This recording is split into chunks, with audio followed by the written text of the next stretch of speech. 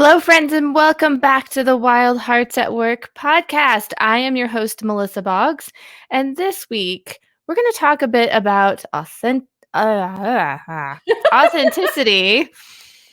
How about that for being authentic? We're going to talk about authenticity. We're going to talk about psychological safety, and who knows what else with my incredible guest, Allison Pollard. Allison, welcome to the podcast. Hi, thanks for having me. Hello. So, Allison, you are the technical director for Improving, Mm-hmm. and that means that you provide coaching to your clients, and that could be agile coaching, that could be culture coaching, leadership coaching. What else Yeah. can you tell us about what you do every day? Yeah, it's a great question because I do feel like my role has morphed in the last couple years, and coming from that agilist first mentality, I see the threads, I see all the connections. But more and more, I'm mentoring Scrum Masters and Agile coaches that are working with our various clients. I'm helping to build up our own sort of thought leadership, which is always a funny word in my head of yeah, we sit around, we think. But really, what are the models or like what are the ideas that we have found helpful? How do we share those with our clients, with the broader community, so that we can elevate IT as a profession and really create more environments of trust? I think back to when I started as a project manager, and it was always this disagreement between either the client and the development team, or later that internal business area and their IT. We can be healthier than that. We can align on the same goals, be working for the greater good of our customers and the community at large, and being able to work through those conflicts, bringing in some agile practices, some lean practices, some better org design, thinking about more conscious culture, and taking care of our stakeholders. All of this stuff can make the workplace more engaging, more inviting, and I think more fruitful. You mean that we don't have to accept fighting between departments as a way of living at work? There's a better way, Allison? I believe so. I think that's part of my internal drive of I'm always looking, well, honestly, I'm always looking going, there's problems everywhere. And I sometimes get married to my internal frustration of I don't love how everything is right now, and I want to do something about it.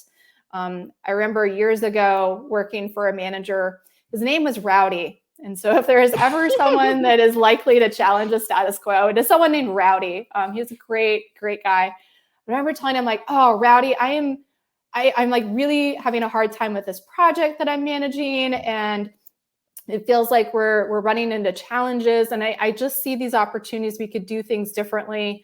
But I'm having a hard time introducing that or getting buy-in on it, and it's just very frustrating. And he looked at me and he said, "Your frustration is a good thing." And that's probably where, again, I got married to that frustration. Ring is on the finger forever and ever. It meant that I was not complacent. It meant that I wasn't going to just go along for the sake of going along.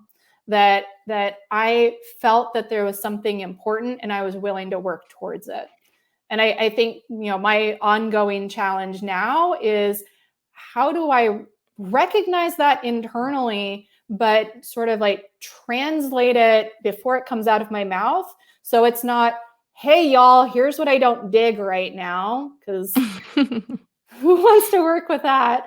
But instead go, oh, hey, I feel like it could be a bit different. And let me talk to you about what that different is like, and start to breathe the energy of this other future, this other possibility that starts to entice people, and they go, oh, I hadn't really thought of that, but now I'm willing to flirt with that idea of you mean I could have nice things? You mean I could have a better work relationship? That person that seems to exist for the sake of just telling me I'm doing it wrong, we might actually be better colleagues and be able to collaborate more effectively if we can get to what's the thing that we need to align on for the sake of this project. how radical, how crazy. Sign me up. I'll try it. I love, first of all, yes to all of that. I feel like all of my listeners just felt you just speak themselves into the air because, I mean, I love the part about being married to the frustration, and we may have to track down Rowdy and have him come be on the podcast as well. Maybe. First of all, just like you said, because his name was Rowdy, and that's just rad.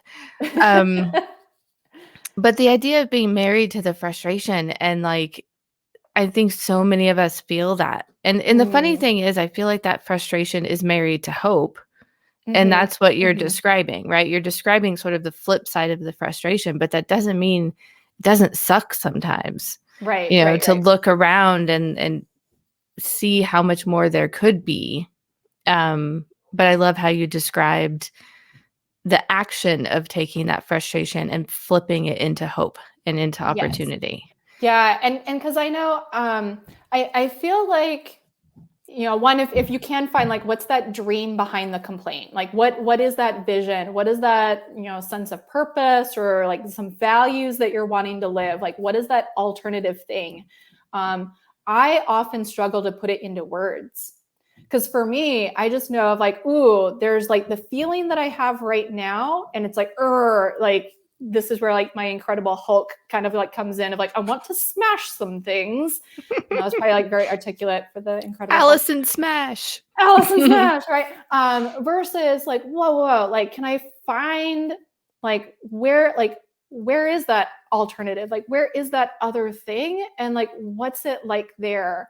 That I'm not the person that comes in and says, let me tell you about Agile as an environment across your organization. And like, there are teams and they are cross-functional and they self-manage and they, collaborate, and then they like blah, blah, blah, blah, blah, blah. That's how it feels in my head if I tried to like spell all that out, where I'm like, you just lost all of the magic because I tried to go really concrete.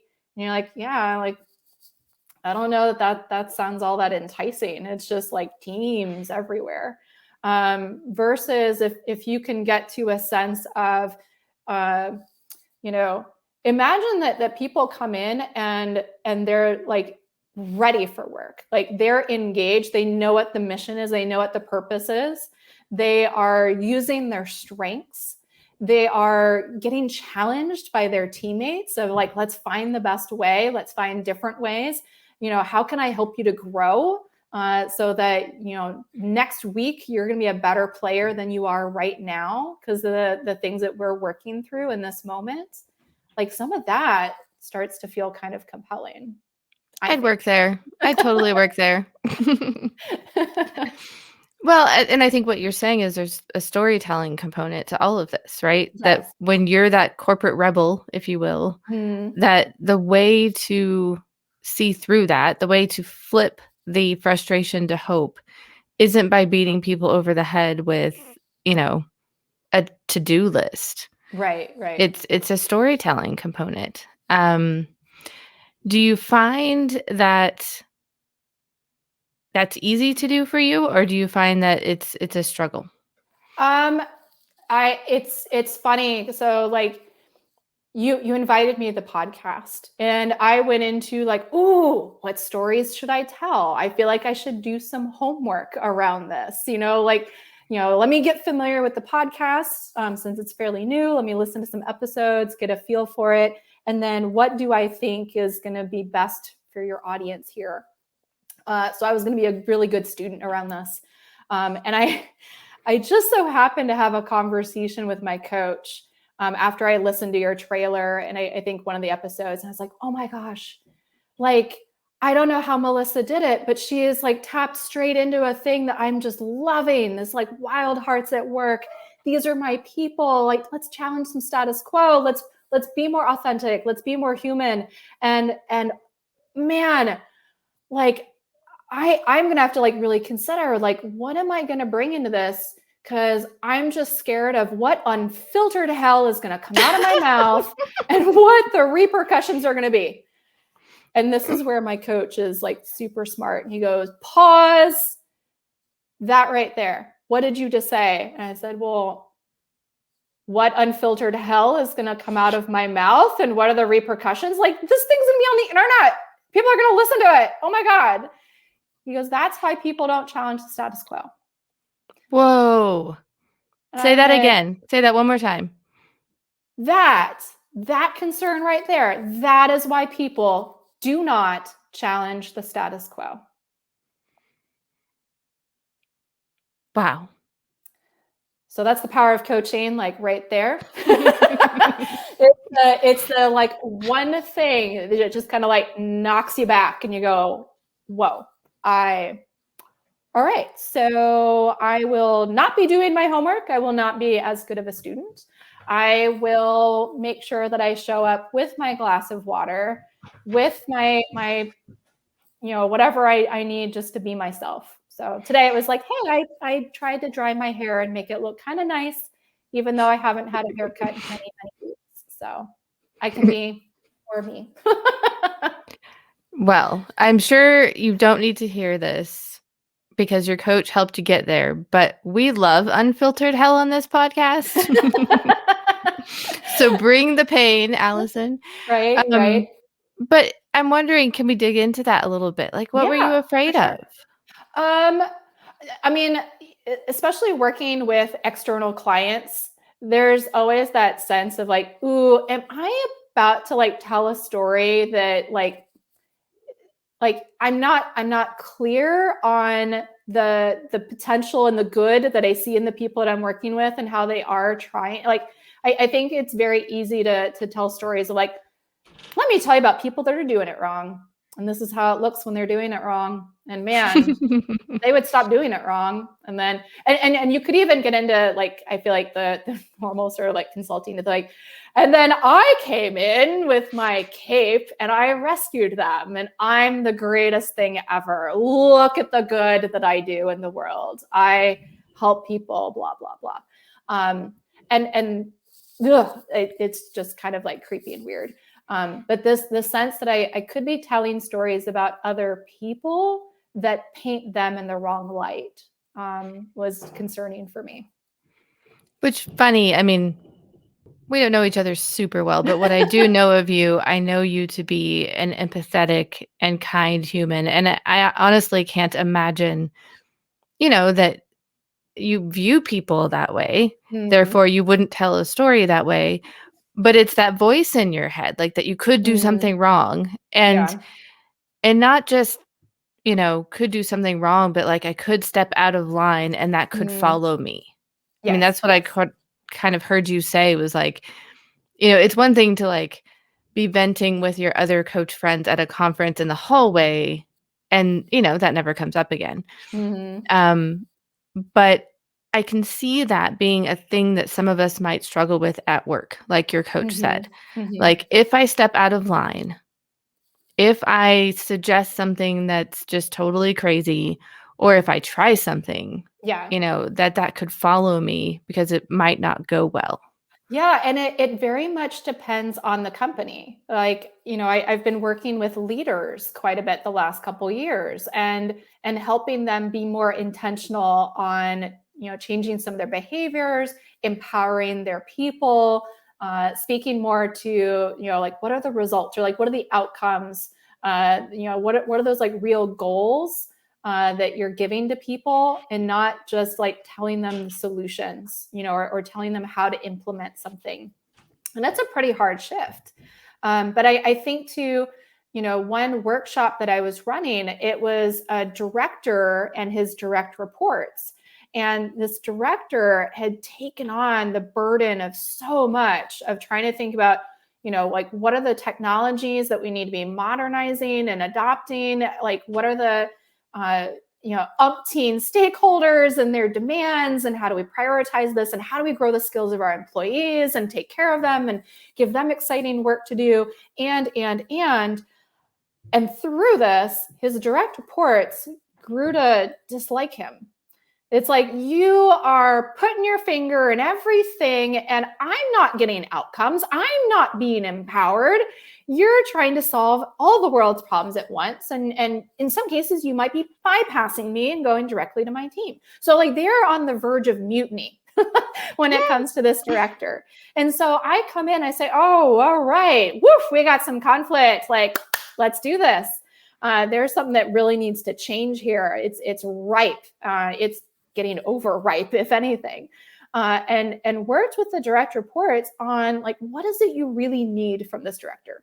Because if we just start off of like, let's give you some feedback, so many different voices and so many different examples, like it will overwhelm him. He will not be able to process it. He will not be able to digest it. So like, let's kind of talk about like, what are the most essential things? And I remember having the meeting where they start to play this back to him of like, here are the top things that we need from you. And one person kind of goes out on the limb and says, I need you to do this thing. And he goes, where is that coming from? Give me an example of when I did not do that, which was probably like the first indicator things are about to go into like dicey territory of like, tell me an example when I did not do that. She keeps going down the path of like, I want to help you understand what's at stake and why I'm asking you for this thing. Well, it gets so contentious after a while. It's like I'm trying to slow them down. I'm trying to get them to better hear one another and to be able to find the place of agreement. And it's a struggle. It ends up going into an email. And again, this person is challenging her boss, and she's doing it for his sake and hers. But now it got documented in an email. Well, that email happens to get shared by the director with his boss. And I think he was actually looking for, this is the feedback that I'm getting. I could use some coaching around this. Well, his boss, not knowing the context, sees this email, is like, what on earth? Why is your direct report talking to you like that? And it becomes career limiting move right there for this direct report. And so it was actually having to like intervene in thing that I didn't even know happened originally of like, whoa. Like, we cannot have this kind of interaction become a career limiting move, especially at the point where you don't even tell that person your email is being perceived as career limiting. You will never move up in this company if that's the way that you are talking to your boss. That is so uncool. That is so unsafe. But it's the like unsafe of, you might as well be like walking through your organization blindfolded, hearing creepy noises and things that start to reach out to you, but you don't really know. Am I in an okay place? Am I about to like have someone attack me or not? It's like the weirdest haunted house sort of environment in my head in that case, when you don't get real feedback on how you're being perceived. You're not being told that people are making judgments based on, not even seeing your behavior like firsthand necessarily, but like seeing artifacts around it. Whereas, what we were very much trying to do for this team was, let's just embrace some radical candor, I think so often when we look at feedback, it's always about, how do I give it? How do I word it how do I find the right time and the right setting? And if I can do this the most elegant way possible, you will probably hear it and do a thing and not hate me for it. And I can see you tomorrow and it'll be okay. And when I'm like starting to steer towards instead is, one, do give some consideration of like, what is it that you want to say? What is so important about this for you that you want to have the conversation? Like, what's at stake? What is it you want to have happen as a result of this? But then two, being willing to like lean in and say, I might not get this in just the right wording. I want us to be able to talk through it, and I want to set us up for a really good second conversation if need be. If we can commit to, let me just like try and get through this, however clunky but real it needs to be. Let's not have this be like the one and only determining conversation. Because I think when we bring that kind of high stakes into it, it adds pressure on both sides. And that's where we end up with these like really sort of broken relationships or damaged relationships. Instead of this might hurt a little bit or be like really awkward or like foreign to us in this moment. But can we commit to letting things like settle down for a little bit and then coming back together and going, so where are we now? And where do we think we can head now that we've processed it a little bit? There's something so beautiful about the expectation of a second conversation. Because the one, like you said, it kind of takes the pressure off that first conversation. Yeah. But it also sort of implies a continued relationship. Yes. Right? It implies that like, I'm going to say this thing. And like you said, like really owning this, I'm going to probably blow this up. Like even just telling like, I don't know how to say this perfectly. And so please bear with me, bear with my own authenticity. But I have an expectation, of myself and of you that this relationship's going to continue. And, and it also makes space for like the introverts who need to process these things internally in between those two conversations. Like I am one of those people that is not always great about being able to, in the moment, process what I've heard or even what I've said. Oh, definitely. And so there's something really beautiful about, our relationship's going to continue. That's implied. That's accepted. So let's just expect we're going to have another conversation and we will both have had the opportunity to think about things in between. I feel like that's amazing because it applies with my husband and my kids and, and I think that that's often what happens, but the way that you said it, the setting up of that expectation before the first conversation even happens can be really powerful. Oh yeah. I mean, it's funny. I think people are sometimes intimidated to give me feedback because they know I have a pretty high bar. And if you're going to come to me with something, like you better be solid on it, or at least that's the thinking that they have. And a friend of mine that I was working with years ago, it just so happened we were at the same client. And so I started having to work with his team more closely. And we went to lunch and he starts off and it's like, I've been giving this a lot of thought. We're like working more. You're helping my team, and it's like I'm not sure the best way to say this. I don't want it to come out wrong, or I don't want to offend you. And I finally just went, dude, stop. You are hemming and hawing so much. It is driving my anxiety up.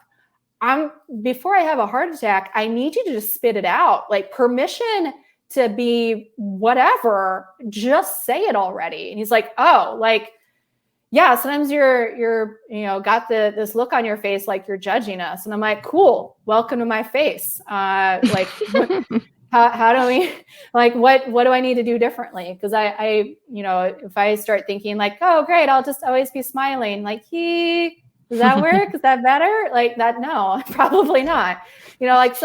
So I think we actually started to come up with language of, how can you help me know in the moment when you're starting to feel judgment?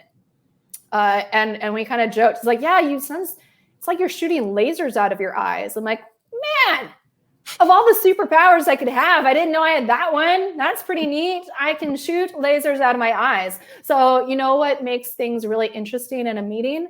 When someone just goes, Allison, like, whoof, lasers, like, got it, whoof, looking away. All right, like, chill, reset. All right, so what is it you need right now from a coach?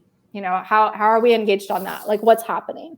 Because I think the other thing that we don't always recognize in those like weird feedback conversations, it's not just my behavior, right, of my face and the intensity and that beautiful resting face that happens when I'm in more of that observer listener kind of mode.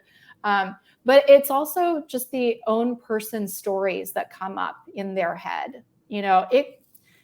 I even had an executive years ago, like I first meet him, I'm like, hi, I'm Allison. He goes like, oh, that's my ex-wife's name. And I'm thinking, whoa, so what does that mean for our future interactions? Like, did you break up well? Like, or are you going to see my name? Be like, oh, there are things that are outside of our own control that start to be attributed to us or associated with us, regardless that if we do have these open conversations, we become a little bit more aware, like, great. So like, just let me know when it starts to come up that you're feeling the judgment, or that you're starting to, I don't know, think like, oh, that ex of mine, right? Like, cool, figure out like, how do we adjust the temperature right then? You know, like what do we need to do to kind of get out of that perception or out of that mindset? How can I help us to break through with that? Because I certainly want a healthier relationship for us to be able to work together. It strikes me that one of the things we don't talk about a whole lot in the conversation about, say, psychological safety is the section of it that has to do with the coach. And and what you just described specifically about your friend and having given you feedback, even though it might have been a little clunky to get there, you then walked into conversations knowing that if you were unconsciously or subconsciously like sending a message you didn't mean to send, that they had your back. Like, yes, your friend already demonstrated that he would give you the feedback. Well, now you have like an agreement about how that will come up in the moment. I don't mean to put like words in your head, but I have to imagine that actually would have made you feel safer. Yeah. Even doing your own job. And I don't think we talk about that a lot, because there's a lot of like, I don't know, the coach is neutral, the coach is objective, but like we have our own insecurities and our own, things. And even this actually came up with one of my clients a couple years ago. There were a number of us in a coaching group, working with different teams, working with, different leaders, different stakeholders. And in some cases, it felt like it was unsafe for coaching.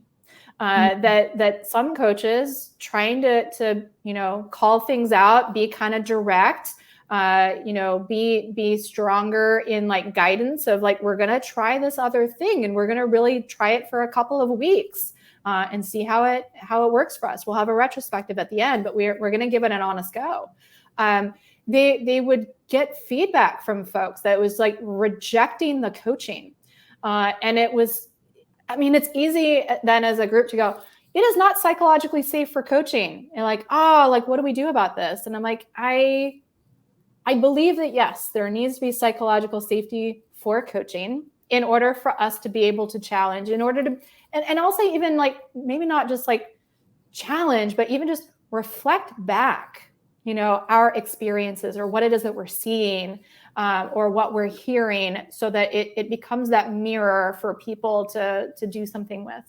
I think what was getting lost in our internal conversation is we as coaches need to take on more of the responsibility in building the safety for ourselves. That because of the role that we have taken on, and I think especially a lot of the education, a lot of the training, the practice that I've had in this area, the idea of like, how are you creating that contract or designing that alliance or this sort of like working agreement with the groups. I know more about coaching than any of them because I have more experience in coaching. I've been a coach for many, many years. I work with a coach as a client for many, many years. I have gone through multiple coaching programs. I have coached, coach, all the things, it feels like. So when I come up to a team and I go, hi, radical question out of nowhere, big and powerful, and they're like, woof, I don't like her. That's not just on them. That's on me. How did I set expectations? How did I clarify the way that we're going to work together? How did I even start up into that big question? Because I've also learned, like, there are times like I love to just blurt it out and go like, whoo, big old thing, like elephant, doesn't it feel like? And they're like, what? Whereas if you can like kind of get into that a bit differently of like, so I'm noticing that I've been holding my breath for the last minute as I hear the conversation that's going. And so I thought I'd sort of like check in or kind of like pause the action for a moment, I'm going to ask this big question now that might be pointing to an elephant in the room. Is that an elephant in the room? Is that the right elephant? Did I name it appropriately? It becomes a bit softer and a bit easier for people to work with if you can find the way of introducing, of like giving yourself that runway when you're, I don't know, bringing up unusual conversations, because that's part of the thing that we do. Yeah. And, I think about our listeners who maybe aren't, quote unquote professional coaches, but are these, antsy people who see the same things that we see. And I think what you just described was, first, you kind of described the impact that moment was having on you, yes. Right? You said, I held my breath. I've been holding my breath for the last minute. And that's kind of telling the people that you're speaking to that something that just happened was having an impact on me. So it's not, I'm just like, coming at you with something. Yeah. That one's been, I feel like the easiest way. And again, of like, I'm taking some responsibility. I'm going to share my personal experience, or like my personal impact. Because while I could do of like, so I noticed when so-and-so was talking, some folks started to look away. Well, that now puts a light on maybe the person that had been talking and those that had been looking away. And it becomes like really edgy and like really kind of awkward of like, ooh, she just called me out, but didn't really like call me out. Like, oh God, what happens now? That's where, again, like bringing the focus back to like, so here's what I'm noticing for myself. And I think that others might have had similar experience right now, like wanted to check this out with the group. Yep. And then the next step I heard was sort of introducing the idea that I'm going to introduce an idea. But you did this all very, very quickly and very fluidly. This wasn't like a 10-minute speech, but you were like, I've been holding my breath for the last minute. I want to share the impact that had on me. So might I, and sometimes we do it by saying, might I ask a question or share an observation? And so, I think that can apply to anyone. Like even if you're looking at a process in your organization that is a little bit sacred and people are not going to want to change, to come to the table and say, I've been struggling with XYZ. I'd like to share an observation or a concern, and in some cases come to the table with a solution.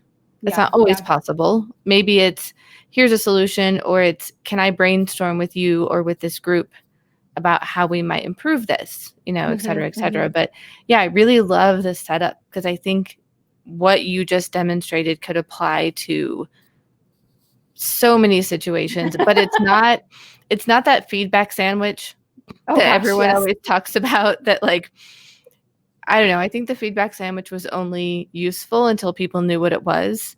And then it started to become like, oh, you just gave me a compliment. Is there an insult behind it? Yeah. Well, there's actually a fantastic cartoon from Liz and Molly that I saw recently. And it's kind of playing on the feedback sandwich, but it actually shows different types of cookies. And then has like a little description of like, so if you wanted the oatmeal raisin cookie, that means that you like, this kind of feedback. And it's like, I forget, but I know there was one of like, if you just want like the raw cookie dough, you're going to want that unfiltered feedback. I just thought it was like so clever because you're right. That. There's so many different ways that we're trying to like strike the right balance, like how much positivity and like ego stroking or, making you feel good and appreciated. And then how do I like sneak in that constructive, not so lovely thing, so you'll eat it. It's like putting zucchini in the cookie so that you'll eat the shaved zucchini. We'll look up that comic and put it in the show notes because that sounds adorable. I just have to say, only tangentially related, but oatmeal with chocolate chip. That's my favorite. That's a beautiful balance of like, I'm kind of healthy and still getting the chocolate bit that I needed.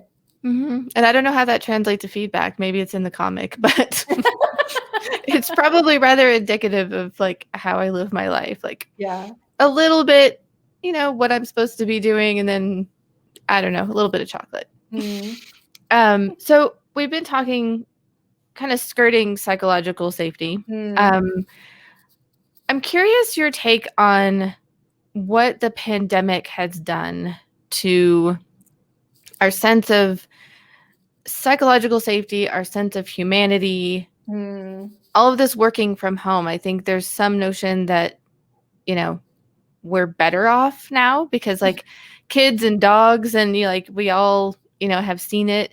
But Mm. then I think there's maybe another side of that. So Yeah. Well, so I feel like, there's so much good research on psychological safety, and I feel like there's been a lot of conversation about it, even with my clients of, why do we need psychological safety in the culture? Or, what are some of the ways that we improve the psychological safety within the teams and within, some of these different meetings. But I also think that there's been this misunderstanding of psychological safety that has equated it to comfort, that like we all feel comfortable with one another to kind of be ourselves, but it's been missing that sense of, when there is an issue, when there is a problem or a mistake that has happened, we feel, some responsibility to acknowledging it, so that as a group, we can figure out how do we address that, how do we work through it, or how do we prevent that from ever happening again.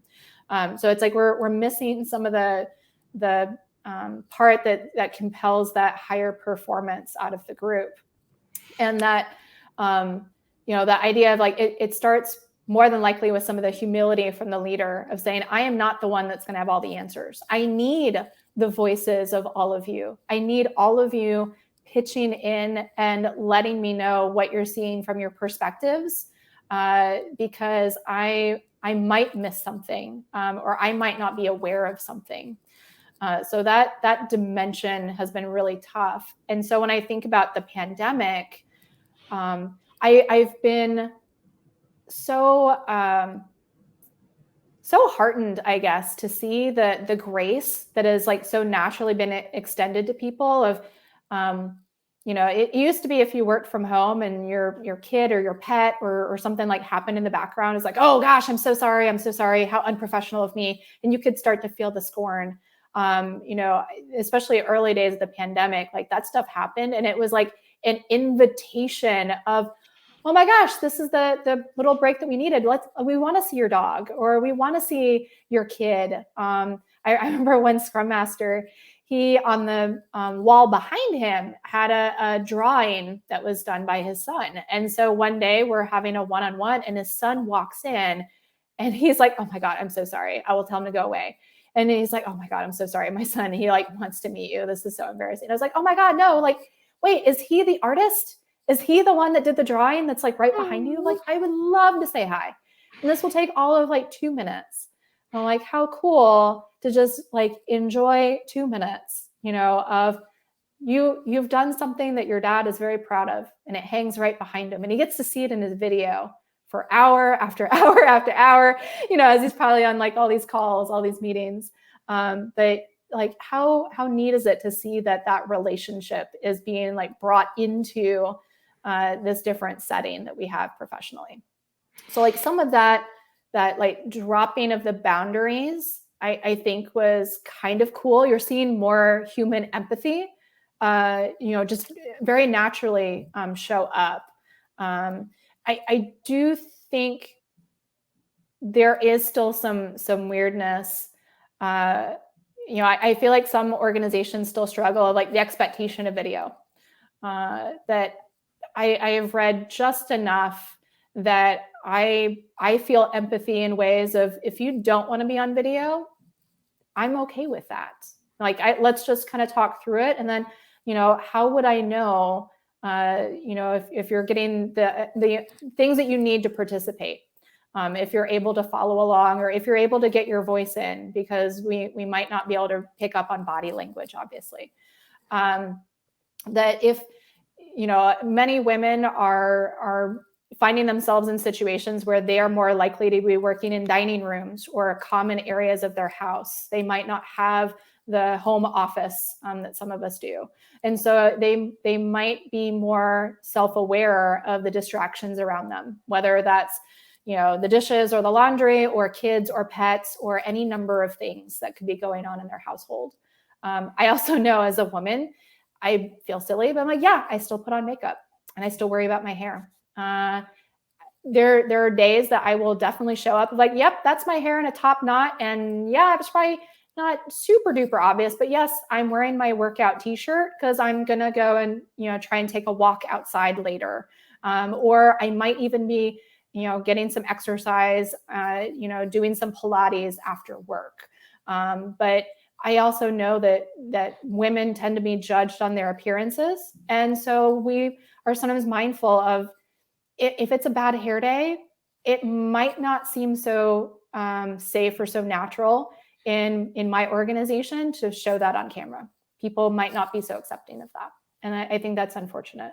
So while there's greater awareness of psychological safety, I think we don't always recognize where privilege is coming into play, and how do we continue to extend psychological safety to those that have needs other than what we personally need.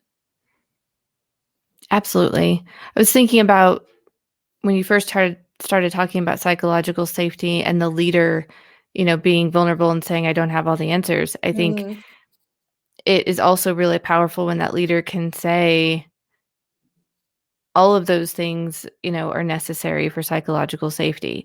And to explicitly say, it is not a career limiting move to turn off your camera. I mean, the leaders that are self-aware enough, aware of their position of power, and aware of, like, you can't just say, hey, everything's fine here, don't worry, period. Like, it's not enough, but to be really explicit about boundaries. Like, maybe it's like, listen, it's okay to be camera off for X, Y, and Z. But just, be prepared, be okay, be ready to be on camera for our team meeting or whatever it might be. There's so many articles out right now about how do leaders deal with, hybrid, and how do leaders deal with the future of work. And I think ultimately, if they could just be really aware and explicit about boundaries and continue to explore those boundaries, like maybe it was necessary to be camera on for a certain amount of time, and we're just assuming that continues. Right. But putting in those moments of checking with themselves and with their teams about what's necessary right now. And I feel like my boundaries have certainly changed, over the last however many months. It used to be that I would be at work all day, come home, and I was more than happy to be on my laptop, reading a bunch of blogs, checking emails, responding to things, maybe doing some writing on the weekends. And I very quickly realized, I cannot be at my device that much. It is going to make me physically sick. So the first boundary was cool, no computer after dinner time and not on the weekends. And even that flexed a little bit depending on, if I needed to collaborate with somebody and those were the only available times. But then I had to kind of impose a different boundary so then how do I make up for that? How do I get my time to go for walks and get some fresh air? Or, what does it mean to try to stay connected with friends and family, during, quarantining and all of that. I think for me, I've recognized there are some boundaries that it's they're so common practice. I could easily put those in place and enforce them and no one would think much of it. But I don't know that it would really be serving me or the relationships that I'm in all that well. It would just be commonplace. This sounds kind of silly, but I don't worry when people are late to meetings. I am super chill nowadays of oh, hey, cool, you made it. You okay? Did you Were you able to get the break that you needed between like whatever you just came from and like us right now? Like let's just kind of check in. Like, so how are things? Like, do you need to like catch your breath? Do you need to set something aside?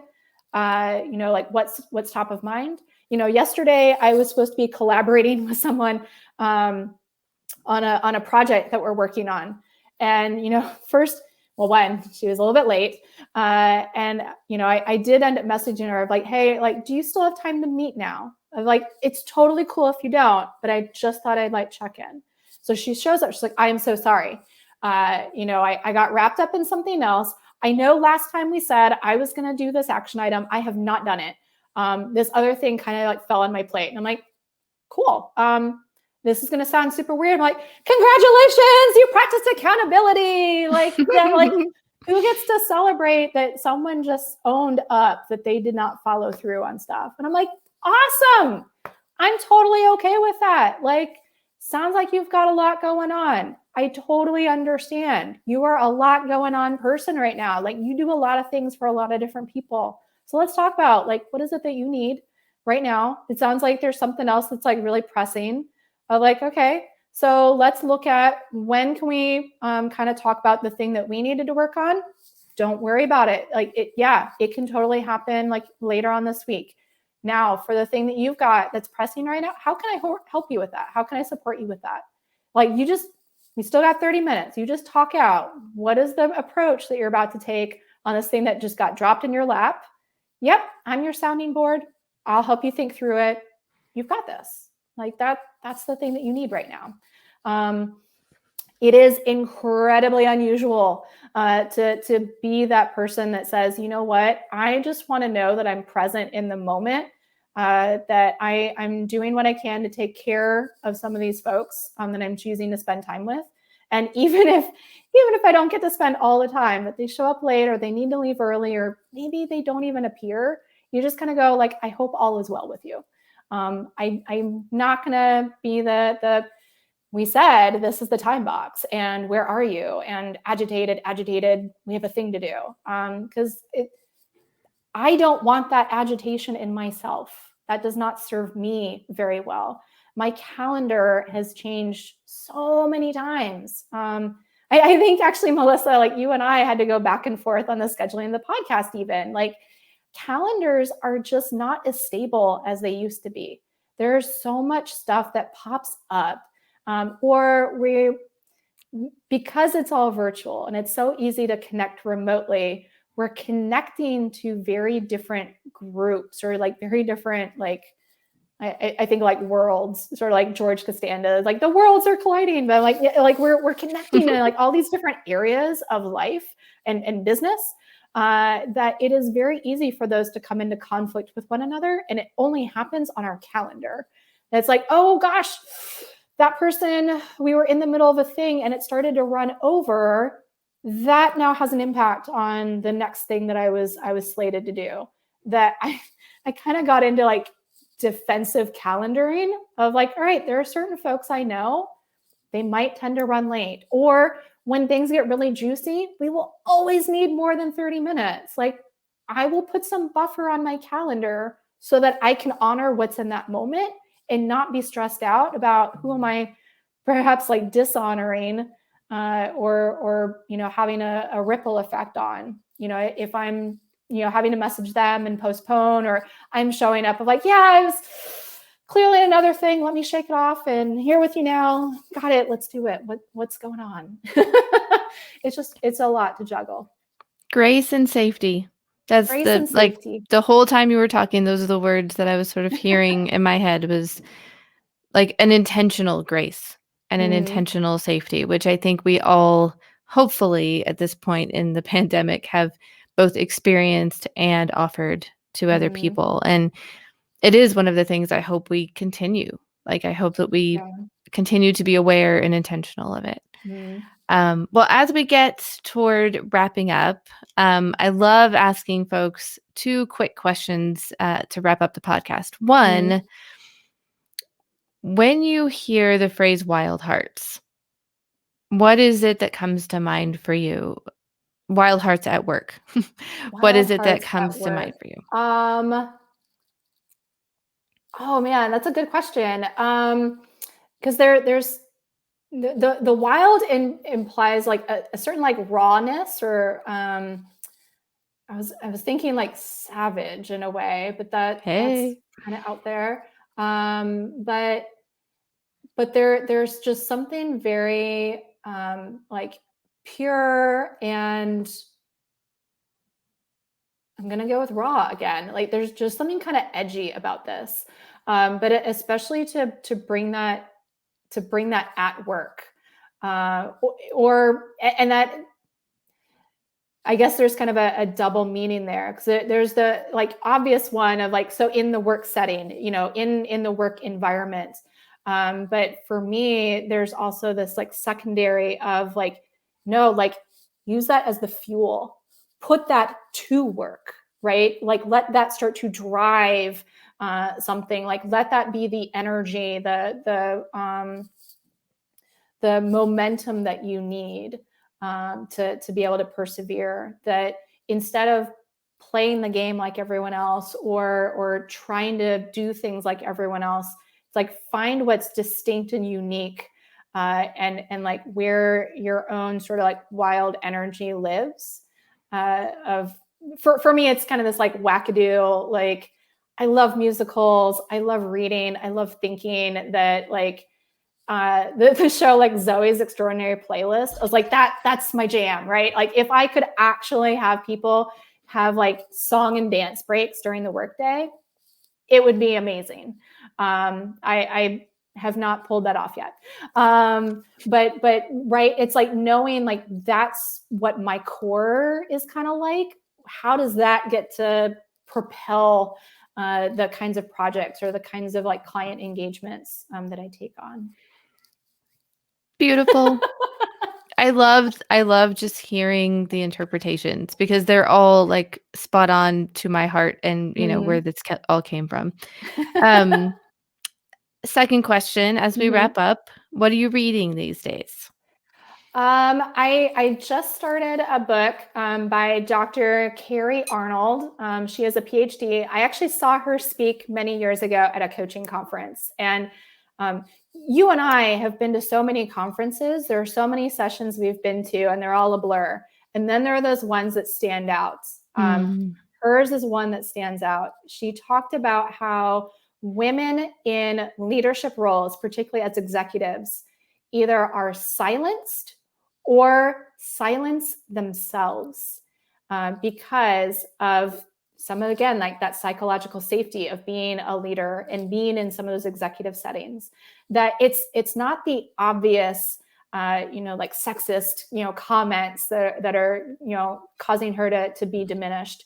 It's just the overall vibe. It's the overall like, this system is not designed well for you, and maybe your wild heart doesn't really jive in this setting all that much, that causes the silencing. So I just picked up her book and started reading it about the research that she's done in this area, and I'm really looking forward to hearing some of the tips that she has of how do you help women overcome this, because our voices are needed, and I actually mean like not only women, but non-binary folks from underrepresented groups, that like the richness, the diversity, the